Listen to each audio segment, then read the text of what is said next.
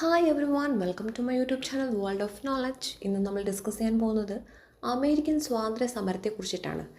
നമുക്ക് നോക്കാം. അമേരിക്കൻ സ്വാതന്ത്ര്യ സമരം, അതായത് അമേരിക്കൻ റവല്യൂഷൻ എന്നത് ബ്രിട്ടീഷ് ഭരണത്തിൽ നിന്ന് വടക്കേ അമേരിക്കയിലെ 13 കോളനികൾ സ്വാതന്ത്ര്യം നേടുകയും അമേരിക്കൻ ഐക്യനാടുകൾ, അതായത് യുണൈറ്റഡ് സ്റ്റേറ്റ്സ് ഓഫ് അമേരിക്ക രൂപീകരിക്കുകയും ചെയ്ത ചരിത്രപരമായ സംഭവമാണിത്. 1775 മുതൽ 1783 വരെയായിരുന്നു ഈ യുദ്ധം നടന്നത്. പശ്ചാത്തലം നോക്കാം. 17-18 നൂറ്റാണ്ടുകളിൽ ബ്രിട്ടൻ വടക്കേ അമേരിക്കയിൽ 13 കോളനികൾ സ്ഥാപിച്ചു. ഈ കോളനികൾ ബ്രിട്ടൻ്റെ സാമ്രാജ്യത്തിൻ്റെ ഭാഗമായി കണക്കാക്കപ്പെട്ടിരുന്നു. എന്നാൽ കാലക്രമേണ ബ്രിട്ടൻ്റെ നയങ്ങളും കോളനിക്കാർക്ക് മേൽ അടിച്ചേൽപ്പിച്ച നിയന്ത്രണങ്ങളും സ്വാതന്ത്ര്യദാഹം വർദ്ധിപ്പിച്ചു. ഇതായിരുന്നു പശ്ചാത്തലം. സ്വാതന്ത്ര്യ സമരത്തിലേക്ക് നയിച്ച കാരണങ്ങൾ: ഒന്നാമത്തേത് മെർക്കന്റിലിസം. ബ്രിട്ടൻ കോളനികളിൽ മെർക്കന്റിലിസം എന്ന സാമ്പത്തിക നയം നടപ്പിലാക്കി. ഇതനുസരിച്ച് കോളനികൾക്ക് ബ്രിട്ടൻ്റെ വ്യാപാര താൽപ്പര്യങ്ങൾ സംരക്ഷിക്കാൻ മാത്രമേ അവകാശമുണ്ടായിരുന്നുള്ളൂ. കോളനികളിൽ നിന്നുള്ള അസംസ്കൃത വസ്തുക്കൾ ബ്രിട്ടനിലേക്ക് കൊണ്ടുപോവുകയും അവിടെ ഉൽപ്പാദിപ്പിച്ച ഉൽപ്പന്നങ്ങൾ കോളനികളിൽ വിൽക്കുകയും ചെയ്തു. ഇത് കോളനികളുടെ സാമ്പത്തിക വളർച്ചയെ തടസ്സപ്പെടുത്തി. രണ്ടാമത്തേത് നികുതി നയങ്ങൾ. 1756-1763 കാലഘട്ടത്തിൽ ബ്രിട്ടനും ഫ്രാൻസും തമ്മിൽ നടന്ന സപ്തവത്സര യുദ്ധത്തിൽ ബ്രിട്ടന് വലിയ സാമ്പത്തിക നഷ്ടമുണ്ടായി. ഈ നഷ്ടം നികത്താനായി ബ്രിട്ടൻ കോളനികളിൽ പുതിയ നികുതികൾ ചുമത്തി. മൂന്നാമത്തേത് സ്റ്റാമ്പ് ആക്ട്. പത്രങ്ങൾ, നിയമപരമായ രേഖകൾ, പ്ലേയിങ് കാർഡുകൾ എന്നിവയുൾപ്പെടെയുള്ള എല്ലാ അച്ചടിച്ച വസ്തുക്കൾക്കും നികുതി ചുമത്തി. നാലാമത്തേത് ടൗൺഷെൻഡ് ആക്ട്. ചായ, ഗ്ലാസ്, പേപ്പർ, പെയിൻറ് തുടങ്ങിയ ഉൽപ്പന്നങ്ങൾക്ക് നികുതി ചുമത്തി. 1767 സംഭവം. അഞ്ചാമത്തേത് പ്രാതിനിധ്യമില്ലാതെ നികുതിയില്ല, അതായത് no taxation without representation. British പാർലമെൻറ്റിൽ തങ്ങൾക്ക് പ്രാതിനിധ്യമില്ലാത്തതിനാൽ തങ്ങളുടെ അനുമതിയില്ലാതെ നികുതി ചുമത്താൻ ബ്രിട്ടന് അവകാശമില്ലെന്ന് കോളനിക്കാർ വാദിച്ചു. ആറാമത്തേത് ബോസ്റ്റൺ ടീ പാർട്ടി. നടന്ന വർഷം 1773. ബ്രിട്ടീഷ് സർക്കാർ തേയിലയ്ക്ക് നികുതി ചുമത്തിയതിൽ പ്രതിഷേധിച്ച് കോളനിക്കാർ ബോസ്റ്റൺ തുറമുഖത്ത് ബ്രിട്ടീഷ് ഈസ്റ്റ് ഇന്ത്യ കമ്പനിയുടെ കപ്പലുകളിലെ തേയിലപ്പെട്ടി കടലിലെറിഞ്ഞു. ഇത് ബ്രിട്ടനെ പ്രകോപിപ്പിക്കുകയും കൂടുതൽ കർശനമായ നിയമങ്ങൾ അടിച്ചേൽപ്പിക്കാൻ പ്രേരിപ്പിക്കുകയും ചെയ്തു. ഏഴാമത്തേത് ചിന്തകരുടെ സ്വാധീനം.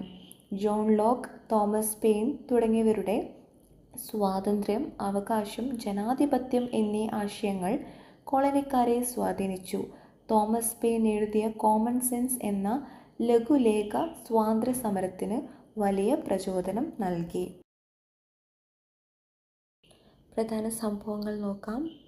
ഒന്നാം കോണ്ടിനെൻ്റൽ കോൺഗ്രസ്. നടന്ന വർഷം 1774. ബ്രിട്ടൻ്റെ അടിച്ചമർത്തൽ നയങ്ങൾക്കെതിരെ പ്രതിഷേധിക്കാൻ എല്ലാ കോളനികളിൽ നിന്നുമുള്ള പ്രതിനിധികൾ ഫിലാഡൽഫിയയിൽ ഒത്തുകൂടി. രണ്ടാമത്തേത് രണ്ടാം കോണ്ടിനെൻ്റൽ കോൺഗ്രസ്. നടന്ന വർഷം 1775.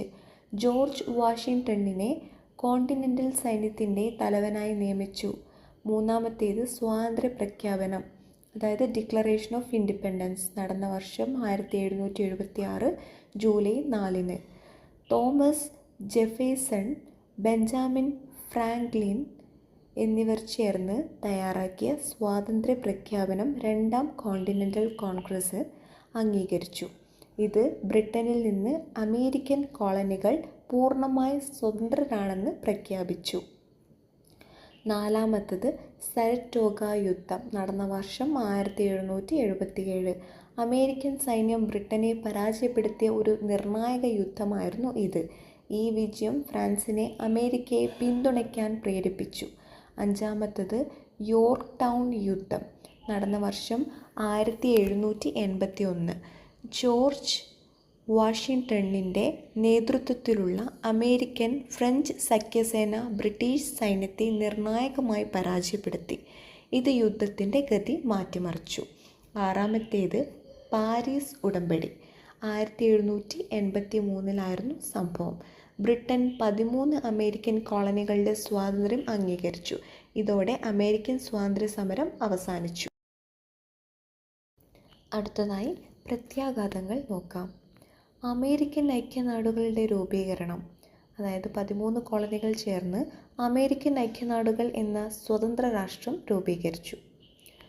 രണ്ടാമത്തേത് ഭരണഘടനയുടെ രൂപീകരണം. ജെയിംസ് മാഡിസന്റെ നേതൃത്വത്തിൽ അമേരിക്കയ്ക്ക് ഒരു പുതിയ ഭരണഘടന തയ്യാറാക്കി.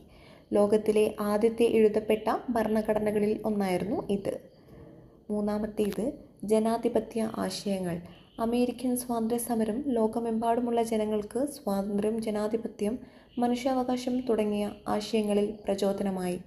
ഫ്രഞ്ച് വിപ്ലവം, ലാറ്റിൻ അമേരിക്കൻ വിപ്ലവങ്ങൾ എന്നിവയ്ക്ക് ഇത് വഴിയൊരുക്കി.